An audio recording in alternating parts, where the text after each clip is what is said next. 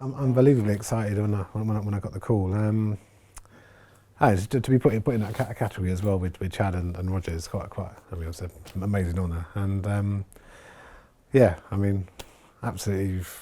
It's a once in a lifetime to be in this space and to be in this building. Is like something that will never leave me. So thank you. I've got a Ludwig stainless steel. In fact, I've got two of them. They only made 500 of them on the first run, and it's the one that Bonham actually used for a lot of his recordings. And well, once I discovered his kit and the sound, it just became my recording kit. So it's the kit I used on Mezzanine, Massive Attack, and lots of other records that I've played on. It's just got a really unique, special sound, and so it just really fitted this environment. It's like nothing else, You just kind of it's just some weird anomaly of the wood and the walls and just how the whole thing resonates. But just by fluke, it just sounds amazing. So people instantly recognise that sound. So many great projects. Some of the best records I've ever done is just you can just hear the importance of how the room is on recordings. It's such a unique thing. I mean, for me, we're just having that. It's just the reverb and the ambience. So a lot of the beats work loads better at slower tempos, just to give it more for the notes to really ring out, sort of thing, as opposed to playing something really fast. So I mean, kind of I've found all the best parts work, but it's the more slower stuff. When I grew up as a kid, I couldn't afford to buy records. So I used to go to the record library and pull out all these vinyls, and remember hearing Led Zeppelin, and it was just like a band that they were really unique in what they were doing, and their whole approach, not releasing singles, just doing albums and just making a body of work, and coming here and thinking, yeah, this is where they would spend the time just to get a body of work done, sort of thing. It's quite a unique. I mean, with Peter Grant, their managers, the whole concept behind that band was like none other. Well, I guess for me, I mean, I love my rock music. I love listening to that, but his thing, and I think that's why I'm really attracted to it. A lot of people are attracted. Is he's very soul orientated. He's got the funk so much. Even though he plays in a white rock band, the beats are very much from a very black orientated music, and he managed to incorporate that in their sound, and just was a sensational combination. To have that power, that ability, but yet the understanding of that music and apply it into that context, it's a winning combination.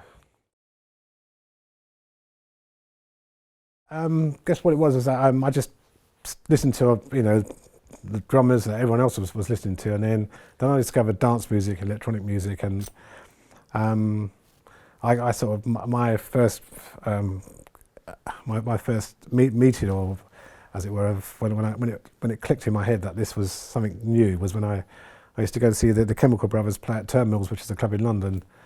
And I used to go every Saturday, and I went there for 2 years, and that's just where I just learned everything. Well, at the time I thought I'd learned everything, but it was an amazing way just to get into that music. And then what they were doing with the beats and program stuff, I just thought, right, I've got to try and recreate that sound, but live, and that was the inspiration.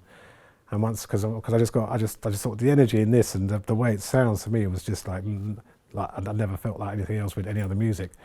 So I thought, right, if I can try and translate that to a kit and try and give that same effect, then that's what I've got to go and do. For me, it has to be that way. Music has to be forward-thinking and progressive in order for it to be evolving. There's no point. I totally admire people who just want to play, just in the traditional sense, and I'd love to play in a country band and just like play that all day, but I don't know how long I could do that for. And I guess I like the struggle and the kind of the tension that with new stuff coming in all the time and having to keep up with it, and just being inspired by what the new music is happening, and these kids that make these beats in their bedroom, and it's like it's very, very inspiring stuff, you know, to be around. Well, I mean, for years I've really shied away from doing anything like that, only because I thought it wasn't, you know, it wasn't really applicable, and because I've known for doing like an electronic thing anyway. I thought, well, how's that going to work? But then, when they offered to come here, it made total sense, you know. You know, being in this space, you know,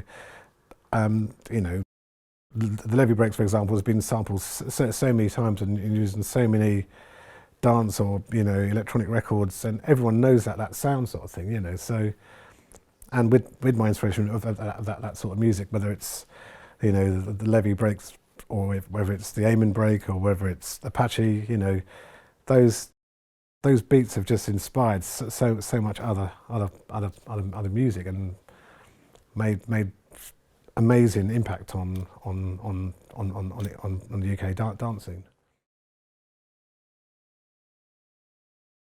I guess it's just. I mean, technology is moving so fast now. So basically, it's keeping everything in tandem with the way technology is going, and my role as a drummer, and just how I integrate with that. Sometimes the technology can run away of itself, you know, and sometimes there's too much stuff out there. But I guess it's just finding ways to marry the two, and always make that thing essentially come from a musician's point of view, even though it's inspired by, you know, electronics, or it's been propped up by technology. It's always to come from a point of being a musician.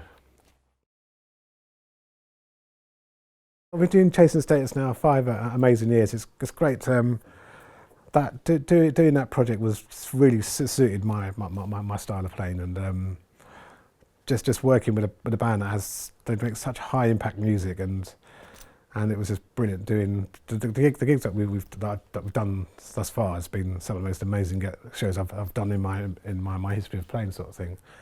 And just to be given a platform to do that on was a dream come true, you know. And so there's that. But most of my work now is as a role as an MD. So I'm MDing for bands like Rudimental, Clean Bandit, Gorgon City. Was doing Labyrinth, and so there's all this new talent which is there, which I'm lucky enough to be working with, and you know, it's all kind of, it's inspiring for me to be around these kids who are just doing this, you know, some amazing stuff with the technology, and just making amazing beats, and yeah, it's good times.